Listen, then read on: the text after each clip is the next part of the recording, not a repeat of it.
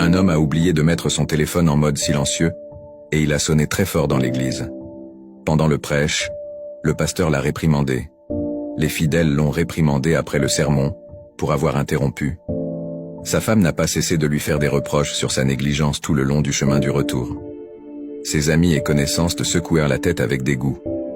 On pouvait voir la honte, l'embarras et l'humiliation sur son visage.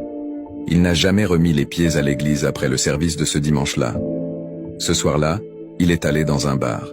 Il était encore nerveux et tremblant. Il a renversé son verre sur la table. La bouteille est tombée accidentellement et s'est éclatée sur quelques personnes. Ceux qui ont été touchés se sont précipités vers lui.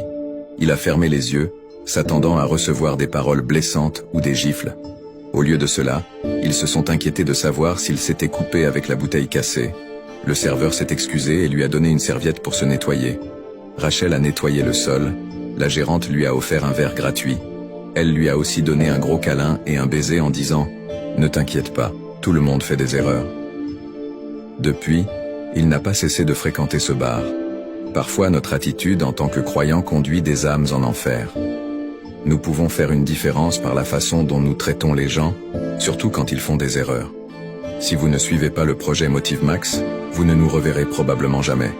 Mais si vous le faites, félicitations. Vous êtes sur un chemin de croissance continue.